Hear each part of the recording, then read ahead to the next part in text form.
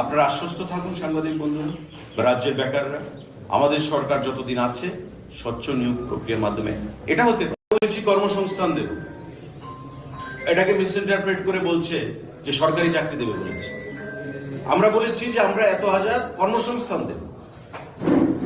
এখন আপনি টিআইডিসির মাধ্যমে লোন নিয়ে একটা ছোট ব্যবসা শুরু করেছেন, এটা কর্মসংস্থান নয়?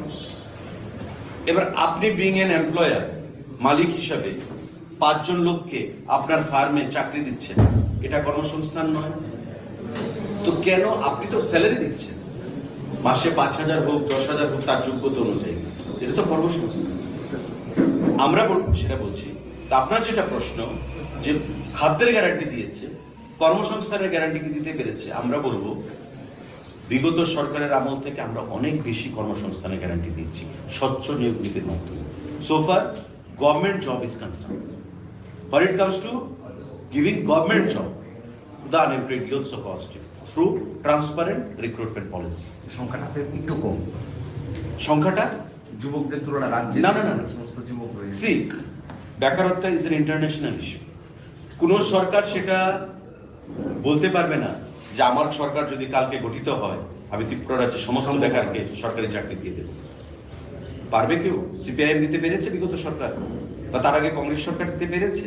বা ভারতবর্ষের যে কোনো রাজ্যে কংগ্রেস রয়েছে, বিজেপি রয়েছে, অন্যান্য আঞ্চলিক দলগুলো সরকার পরিচালনা করছে, কোন রাজ্যে কোনো সরকার বলবে যে আমি এমপ্লয়মেন্ট এক্সচেঞ্জে রেজিস্টার্ড সমস্ত অফিসিয়ালি যারা রেজিস্টার্ড সবাইকে আমি সরকারি চাকরি দিয়ে দেবো? Is it possible? Not possible. আমরা কি বলেছি? স্বচ্ছ নিয়োগ নীতির মাধ্যমে আমরা সরকারি চাকরি দেব, আর আমরা কর্মসংস্থান দেব। এখানে টিআইডিসির চেয়ারম্যান আছেন নবদল বাবু, উনি বলতে পারবেন ফিগারটা কত আমাদের সরকার আসার পরে যে লোন নিয়ে রাজ্যের যুবকরা কর্মসংস্থান করেছে।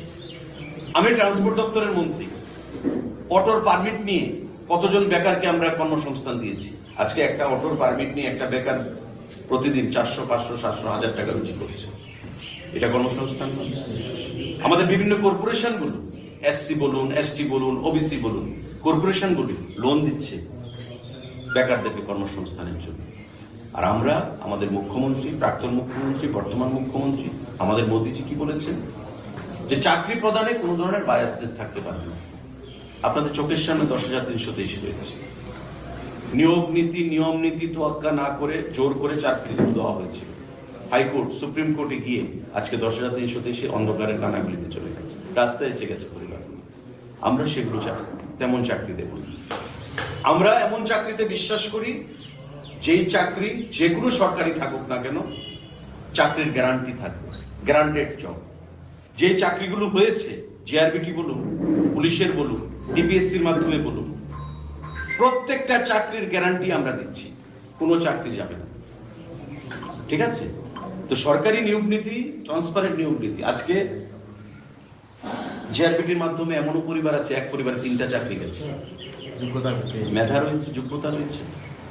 কেউ এই চাকরিগুলোকে চ্যালেঞ্জ করতে পারবে? নিয়োগ প্রক্রিয়াকে চ্যালেঞ্জ করতে পারবে? কেউ বলতে পারবে যে স্বচ্ছতা মানা হয়নি বা কোনো কেস হয়েছে একটা চাকরিকে নিয়ে? আগামী দিনেও হবে। সুতরাং আপনারা আশ্বস্ত থাকুন সাংবাদিক বন্ধুরা, রাজ্যের বেকাররা, আমাদের সরকার যতদিন আছে স্বচ্ছ নিয়োগ প্রক্রিয়ার মাধ্যমে এটা হতে পারে। আমি আমার পছন্দ মতো